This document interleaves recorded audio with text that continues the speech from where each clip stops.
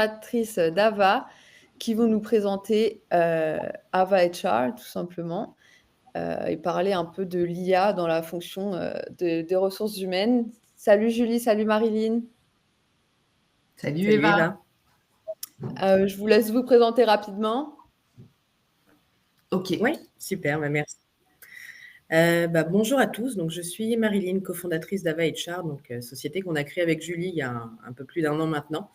Et on est ravis d'être là aujourd'hui pour pouvoir vous parler de ce que l'IA peut apporter à la fonction RH avec des cas vraiment concrets et notamment via Ava HR. Julie, je te laisse te présenter. Oui, bonjour à tous, je suis ravie d'être là. Donc moi je suis Julie Gladin, donc cofondatrice d'Ava HR. Me concernant, ça fait 17 ans maintenant que j'évolue dans les RH et en tant que DRH sur les 7 dernières années. Et voilà, on est super contente d'avoir l'opportunité de vous présenter aujourd'hui Ava HR, donc qui est une solution qui a été créée et développée par des RH, puisque Marilyn aussi et RH, ça fait 12 ans qu'elle évolue dans les RH, mais plus côté implémentation et déploiement d'outils RH. Et ça change tout. Voilà, une solution pensée par et pour des RH. Mais avant de commencer, on aurait aimé vous poser une petite question sous un petit sondage rapide pour savoir si vous avez souvent, en tant que RH, l'impression d'être sous l'eau, si vous dites régulièrement j'ai pas le temps, si vos goûts sont à rallonge ou pas. On vous laisse quelques petites secondes pour répondre.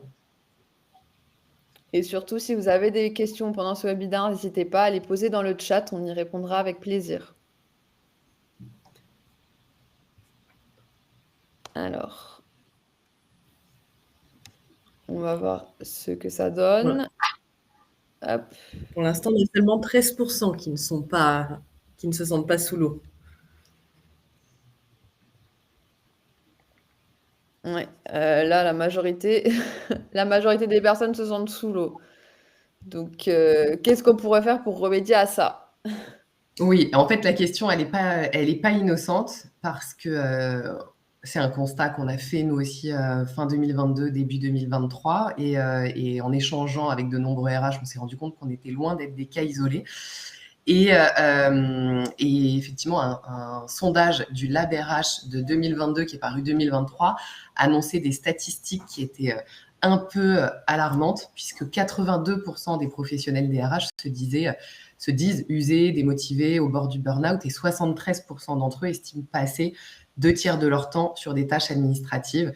C'était exactement ce qu'on traversait avec Marilyn, ce qui nous a amené finalement à des remises en question, un peu de perte de sens, de motivation.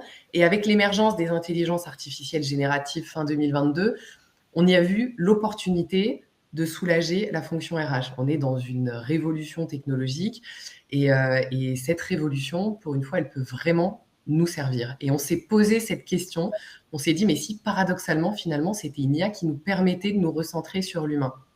Nous, aujourd'hui, à l'époque, on était frustrés. On choisit les RH parce que c'est le cœur social de l'entreprise, c'est tourné vers l'humain.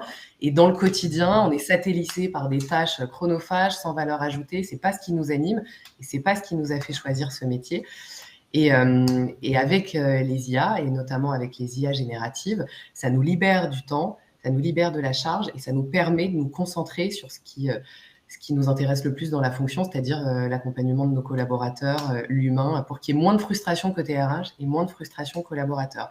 Et c'est en partant de cette question qu'on a décidé, du coup, avec Marilyn, l'année dernière, en 2023, de créer Ava HR. Ok, merci Julie.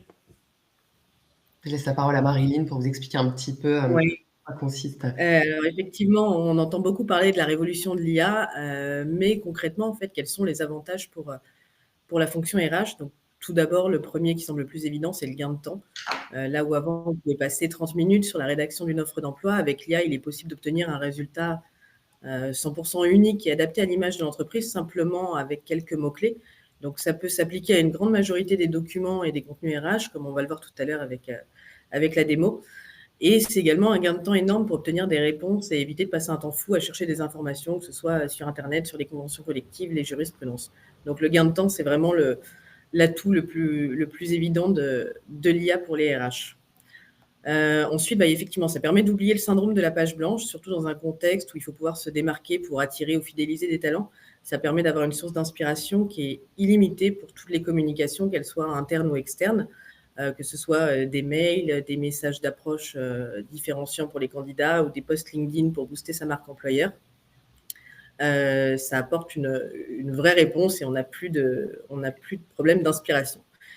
Et enfin, l'IA permet d'apporter une réponse sur l'ensemble du périmètre RH, donc que ce soit pour des sujets liés à la gestion du personnel, au recrutement, au marketing RH, à la formation. L'IA a une réponse vraiment globale sur tous les sujets RH qui sont très vastes, comme on le sait bien. Alors évidemment, tout n'est pas parfait et si rose. Donc avant de commencer à utiliser ce type de technologie, il faut quand même bien être conscient des limites et des risques liés à l'IA. Tout d'abord, il faut bien être conscient que la majorité des modèles comme ChatGPT s'appuient sur des données qui ne sont pas à jour et ont généralement 6 à 8 mois de retard. Et à ce jour, les données ne s'appuient pas non plus sur la réglementation française comme le Code du travail ou les conventions collectives. Donc si on lui pose une question juridique, il y a quand même 2 chances sur 3 que la réponse soit fausse. Donc ce qui peut évidemment être très dangereux pour l'entreprise si on s'appuie sur ces informations pour prendre des décisions ou rédiger des courriers ou même connaître des procédures. Et enfin, le deuxième enjeu, et pas des moindres, concerne la confidentialité des données, puisqu'il faut savoir que si je demande à ChatGPT, rédige-moi un courrier d'avertissement pour Monsieur Dupont qui a commis telle faute dans la société Ava, les informations qu'on saisit alimentent ces modèles, ce qui est évidemment très dangereux en termes de protection des données des collaborateurs et des candidats. Et évidemment, c'est pas conforme RGPD. Et ça, c'est bien que tu le donc voilà, donc soulignes en parce partant. que excuse-moi, Oui. on m'a fait la réflexion il y a pas très longtemps. Donc, il y a pas tout le monde qui est au courant, en fait, que, en fait, ChatGPT absorbe toutes les données qu'on lui donne et peut les ressortir, à n'importe quel moment. Donc vraiment, niveau RGPD, c'est pas du tout le top. Donc, c'est bien que tu le soulignes à ce niveau-là. Ouais. Et encore plus dans des fonctions, dans la gestion des ressources humaines, on imagine bien que c'est d'autant plus dangereux, effectivement, de ne pas être conforme et de donner ce type d'informations à une IA. Donc voilà, donc effectivement, en partant de ces constats, on a créé Ava, donc, qui est aujourd'hui la seule plateforme dédiée à la gestion des ressources humaines, qui s'appuie à la fois sur les atouts de l'IA, tout en contournant les dangers. Comme on va le voir. Donc, Julie, je vais te laisser prendre la main peut-être pour présenter la plateforme. Ce sera tout de suite plus parlant. Ouais, donc je vais vous présenter la plateforme et ses usages. Vous me dites, vous voyez mon écran? Oui.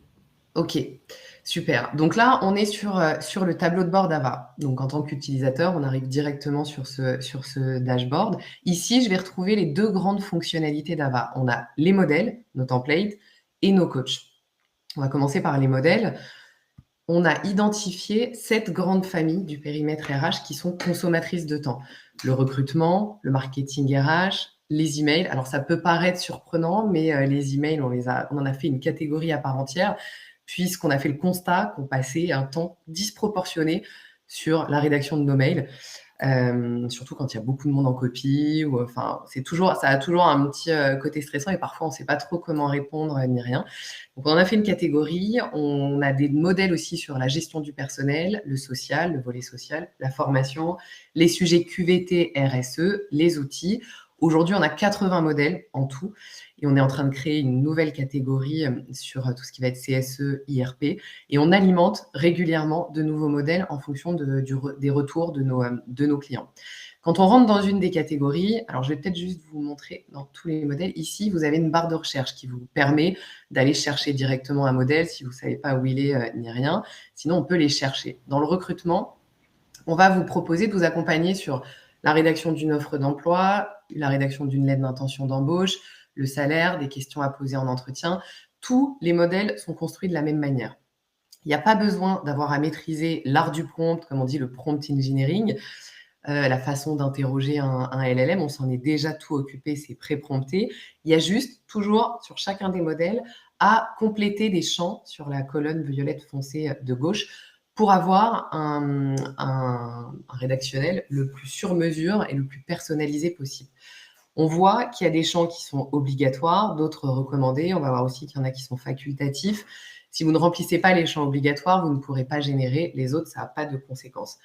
Donc là, par exemple, je travaille pour la société Danone. Je recherche un responsable du contrôle de gestion. Pas besoin de faire des phrases. Quelques indispensables, des prérequis indispensables, je vais rechercher quelqu'un qui a un bac +5, je sais pas, en école de commerce, qui a 5 ans, on va dire 10 ans d'expérience minimum, anglais courant et qui maîtrise Power BI. Vous voyez ici, on a des petits micros sur les plus gros champs. C'est que vous avez la possibilité de dicter à Ava les notes que vous voulez, les renseignements que vous voulez apporter.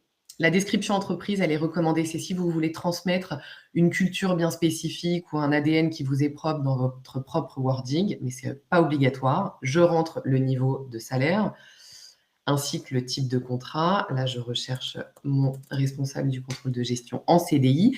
Et vous avez la possibilité de choisir la tonalité de la voix. Donc, vous voyez le menu déroulant qui s'affiche? Non, on ne le voit pas. Donc, tu l'expliques. D'accord. C'est le problème en partage. Donc, toujours les 5 mêmes tons. On a un ton professionnel, vous le voyez. On peut choisir un ton amusant, décontracté, enthousiaste, professionnel, je vous l'ai montré, ou plein d'esprit. Bon, là, on est sur un contrôleur de gestion. Je vais partir sur un ton plutôt professionnel, mais rien ne m'empêche de tester les autres contenus qui vont être générés. Il y a un plafond de mots. Oui, là, ici, il est de 5000 mots, mais vous avez la main pour le changer. Et on génère, vous n'allez pas le voir non plus, mais en 50 langues. Même si le contenu que vous avez rentré ici est en français et que vous demandez à générer en anglais, en espagnol, en italien ou autre, ça générera dans la langue qui aura été choisie et sélectionnée ici. Et ensuite, je clique sur « Générer mon texte » et en quelques secondes, j'ai une proposition d'offre d'emploi pour mon responsable du contrôle de gestion. Il est allé me reprendre quelques informations sur la société, les valeurs, les missions, le poste, les hard skills, les soft skills, alors que j'ai rentré juste l'intitulé de poste, le type de contrat, la façon dont on postule. Bon, admettons que je trouve ça un peu trop strict et je veux lui demander de générer quelque chose de plus amusant, je recommence. Ou alors, je rajoute quelques informations si je trouve ça pas assez précis ou détaillé. Et il me génère une nouvelle offre d'emploi sur un ton plus amusant. Vous avez donc la possibilité, une fois que vous avez généré votre document. Alors, je reviens sur ce qu'a dit Marilyn avant tout, c'est qu'on n'est pas sur un document prêt à l'emploi. L'idée, c'est qu'on oublie le syndrome de la page blanche, qu'on ait quelque chose qui soit un peu différenciant, qui sorte de nos offres d'emploi habituelles. Pour tous les modèles, c'est pareil. C'est vraiment, c'est pour vous accompagner, pour que vous perdiez pas de temps dans la recherche d'inspiration ni rien. Mais vous allez devoir repasser dessus ou le retravailler. Donc, pour le faire ou pour le stocker, vous avez la possibilité de l'enregistrer ici. Donc là, par exemple, je vais mettre mon responsable contrôle de gestion. Je l'enregistre. Je vois qu'il a été enregistré avec succès. Je vous montrerai après. On peut aller le retrouver dans mes documents. J'ai la possibilité de l'exporter au format Word si je veux le retravailler en local et le stocker en local ou de me l'envoyer par mail. Donc, je reviens sur mes modèles. Dans le recrutement, on a donc d'autres modèles, poster une offre sur les réseaux sociaux, les relations écoles, l'offre de stage, le compte-rendu d'entretien. Ça aussi, c'est très consommateur de temps quand il faut donner le feedback de ce premier entretien aux opérationnels. Je rentre le poste, je dicte les quelques notes que j'ai pu prendre, je choisis la tonalité et je rédige mon modèle. Les questions à poser en entretien, ça peut vraiment vous servir. En fait, ça vous propose en fonction d'un poste. Donc là, par exemple, je veux un community manager. Je cherche un community manager dans le commerce. C'est dans le cadre d'un entretien, je vais rester professionnel. Et il va me générer 20 propositions de questions avec des éléments de réponse attendus qui me permettent d'aborder l'entretien plus sereinement dans le cadre d'un entretien où je ne maîtrise pas le périmètre, le poste du candidat que je reçois. Je veux garder de la crédibilité et je veux l'aborder plus sereinement. Ça va me construire une trame d'entretien et de questions à poser lors de cet entretien. N'hésitez pas si vous avez des questions. Moi, je ne vois pas, mais Eva, Marilyn, s'il y a des questions dans le chat, j'y réponds. Vous pouvez me couper. Oui, ne t'inquiète pas, je te dis Il n'y a pas de quand il y a des questions. questions. N'hésitez pas surtout. Dans les emails, on a donc des réponses à email, des nouveaux mails, des mails de bienvenue, des retours négatifs, des mails pour fédérer. On a un modèle qui est très apprécié, c'est le modèle des réponses à email. Vous avez juste à copier-coller un mail auquel vous souhaitez apporter une réponse et à donner quelques éléments de réponse et à choisir la tonalité. Alors là, je vais aller juste chercher un mail type de Maxime qui m'écrit, que je On a une copie-colle. question de Sébastien qui demande si vous avez développé votre propre IA ou si c'est basé sur ChatGPT. Ah, alors, il y a les deux. C'est-à-dire qu'aujourd'hui, on s'appuie sur ChatGPT 4o et on a développé et construit notre propre base de données vectorisée avec nos propres algorithmes qu'on a alimenté avec tout ce qui va être code du travail, convention collective, accord de branche, jurisprudence. Donc là, ça va être plus pour les coachs. On a un coach, je vais vous montrer tout à l'heure, juridique et social.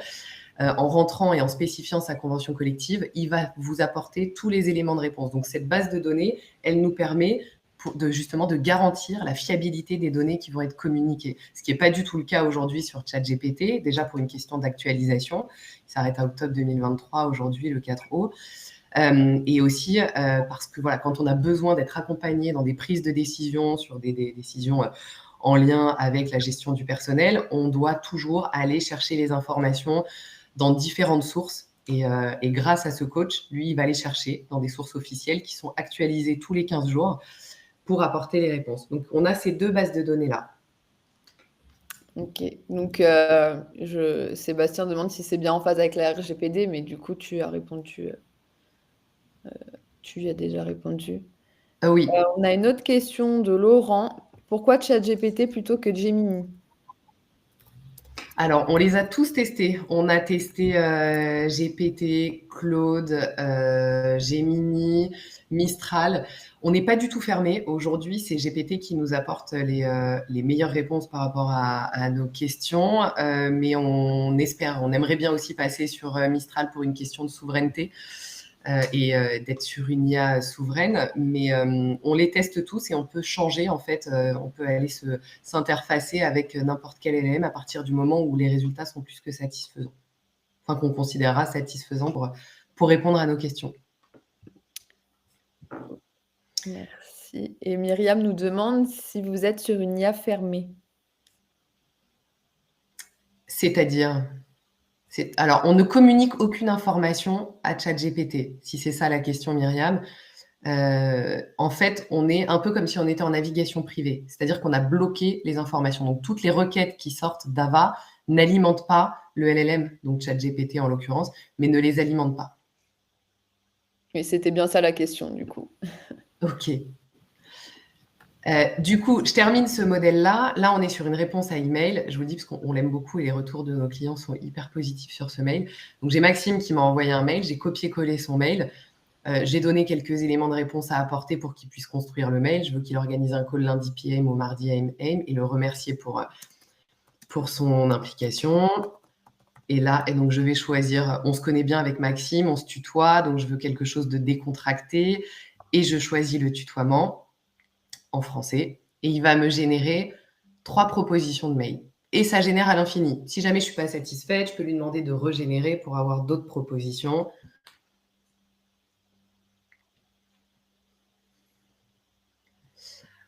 Voilà, donc je vois il reste plus que 10 minutes, donc je vais passer, je peux pas tout faire. Donc sur la formation, sur les sujets QVT, RSE, on va être sur des sondages, des enquêtes, d'équilibre vie pro, vie perso, pour mesurer le sentiment d'appartenance, vous aider à calculer le INPS, sur la prévention des risques sociaux, construire une vraie stratégie. Les outils, donc on va être sur les comptes rendus. Donc là, on a vu les comptes rendus d'entretien tout à l'heure. Là, on est sur des comptes rendus classiques de réunions ou autres, d'ateliers. Un benchmark quand on a des projets et des enjeux de digitalisation sur les différents outils ATS, LMS, SIRH ou autres. Le améliorer un contenu est très apprécié aussi. Vous copiez-collez un contenu, vous spécifiez la cible et l'objectif et ça vous génère des propositions de contenu avec le même fond, mais qui ont été améliorés. J'accélère, je passe un peu vite parce qu'il ne reste plus beaucoup de temps. La dernière grande fonctionnalité, ce sont les coachs. Donc là, toujours pareil, on a 12 coachs, chacun qui a été surentraîné et qui est spécialisé sur une thématique RH en particulier. On a Noah, qui est notre coach juridique, Amandine en recrutement, on va avoir quelqu'un sur les réseaux sociaux et la communication, Nora sur les métiers, le management, toutes les questions financières, administratives et financières, un psychologue. Je vous présente Noah, qui est le nouvel arrivant, et c'est lui justement qui se base sur cette fiabilité, sur cette base de données. Avec Noah, je vais rentrer le numéro de la convention collective à laquelle je suis rattachée. Là, par exemple, je vais prendre la convention Syntec, 1486. Donc, je peux taper l'IDCC ou le nom de la convention. Dans tous les cas, il les retrouve. Et je vais poser ma question. Donc là, par exemple, je voudrais savoir quel est le processus pour licencier. C'est souvent sur des choses comme ça, mais pour licencier un collaborateur. Attendez, je suis désolée, je suis gênée par la fenêtre. Hop. Un collaborateur pour abandon de poste.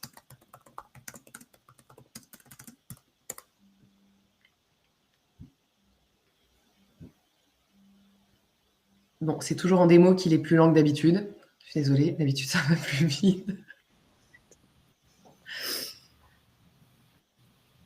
Ah oui, il est particulièrement lent. Donc je peux vous garantir. Voilà. Donc là, il me répond à ma question. Il s'est appuyé sur la convention collective. Il me reprend les articles et les éléments dans le code du travail en me mentionnant les articles en question et en me renvoyant vers eux. La convention collective, il me la met en consultation ici sur le bon article. La jurisprudence, il y a une jurisprudence en lien avec cette question posée. Quand je clique dessus, ça me renvoie sur Légifrance pour aller consulter la documentation spécifique. Pas besoin d'aller chercher et de se perdre dans les méandres de Légifrance. Donc là, il m'a apporté un début de réponse, mais moi, je voudrais connaître quels sont les risques pour l'employeur.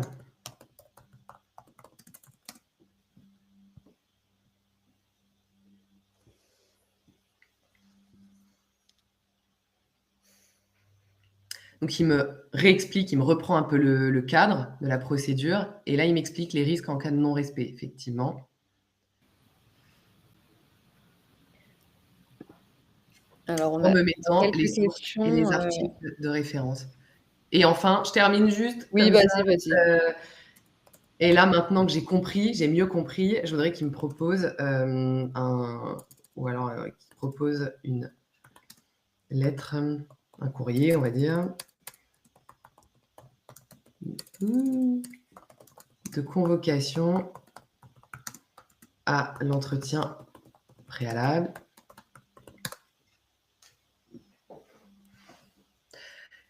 Donc là, j'ai échangé avec lui, je peux échanger 24 sur 24, 7 jours sur 7, je peux lui poser toutes les questions d'ordre social pour m'accompagner dans mes prises de décision ou dans mes procédures disciplinaires ou autres. Et ce qu'il est peut-être important de préciser, c'est qu'il n'invente pas de réponse. S'il ne sait pas, il va dire qu'il ne sait pas, mais contrairement à ChatGPT, il n'a pas ce qu'on appelle d'hallucination de réponse inventée.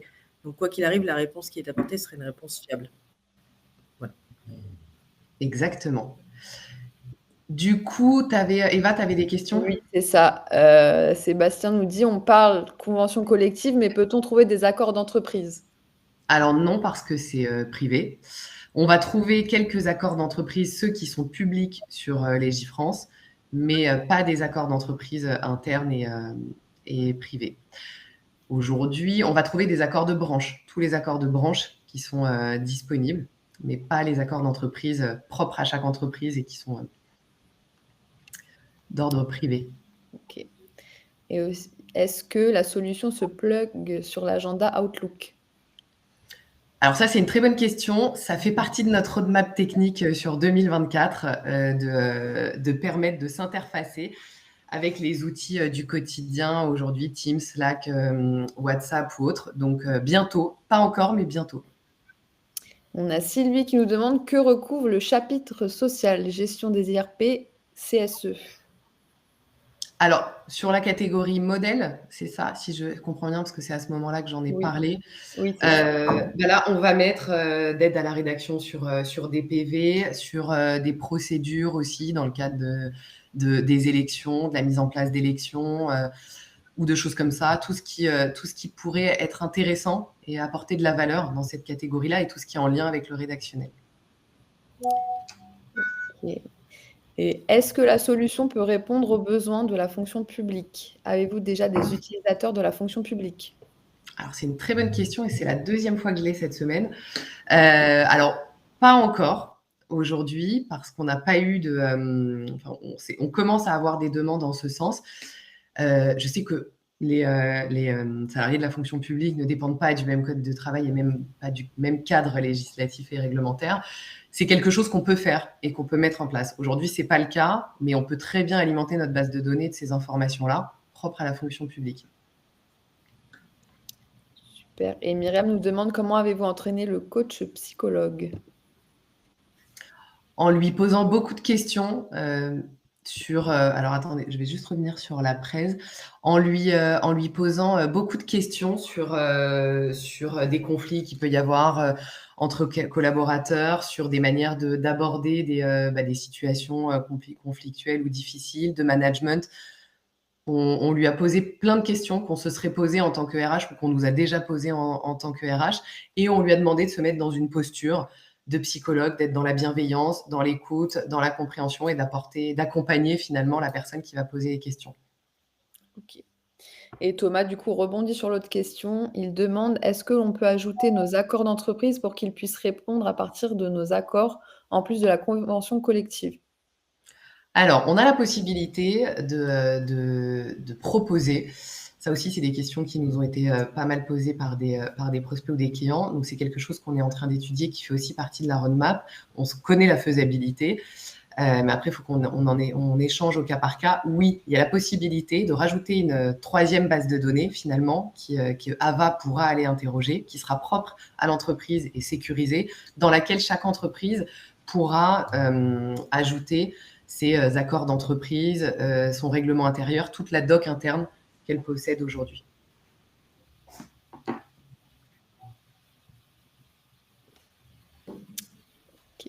Alors, j'arrive pas à revenir. Je voulais laisser la main, mais j'arrive pas à revenir sur la présentation.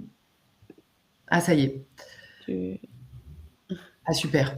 Merci. Du coup, je termine juste. La valeur qui a été mesurée, c'est une économie de 60% de temps qui a été économisé sur tout ce qui va être tâches chronophages et sans valeur ajoutée. Ça a été mesuré par nos bêta-testeurs quand on a lancé en juin de l'année dernière notre bêta-test et qu'on mesure encore très régulièrement auprès de nos clients. Et cette stat n'a pas changé, ce qui équivaut à peu près à 4 heures par semaine d'économiser sur la recherche d'inspiration et sur la rédaction. Super. Je crois que j'ai tenu les délais. Ouais, 29. top. Julie, pour les personnes, par exemple, qui veulent retrouver toutes ces explications, comment ils peuvent faire? Nous, déjà, on va refaire des démos avec MyRHline. Et est-ce que les personnes peuvent retrouver les informations sur Ava HR, sur le site, ou en prenant rendez-vous avec vous? Alors oui, effectivement, sur le site, on trouve toutes les informations disponibles. On a une offre d'essai gratuite de 7 jours, sans engagement, sans carte bleue, qui permet d'aller tester la totalité de la plateforme. Là, en une demi-heure, j'ai pas le temps de tout vous montrer, mais il y a cette possibilité-là. Sinon, sur le site, il y a tout. Et il y a la possibilité aussi de prendre rendez-vous avec moi sur le site pour une démo en privé, ensemble, pour ceux qui auraient besoin d'approfondir le sujet. Ok, super. On va répondre juste à la dernière question de Sylvie. Ava s'interface-t-il avec les data SIRH? Non, malheureusement, non. On est en train d'échanger avec différents éditeurs. Après, Ava, aujourd'hui, ne gère pas du tout de données sensibles, de données collaborateurs. Je pense que vous l'avez vu, c'est aussi un parti pris de notre part. On ne demande aucune info sur les collaborateurs. Donc, compliqué de s'interfacer et de récupérer de la data assez confidentielle et sensible qui vient des SIRH. Ça fait partie des échanges, mais Sylvie, si vous avez des idées ou des pistes qui pourraient être intéressantes, avec plaisir pour en discuter. Merci beaucoup, Julie. Merci, Marilyn. Et oui, vous aurez accès au replay. Il y a une question aussi sur le replay. Ouais. Et du coup, oui, si vous avez d'autres questions, n'hésitez pas à revenir directement vers Julie et Marilyn, directement sur LinkedIn ou en prenant rendez-vous avec elles. Exactement. Merci beaucoup tout le monde. Et je vous souhaite un très bon week-end. Et merci encore Julie et Marilyn.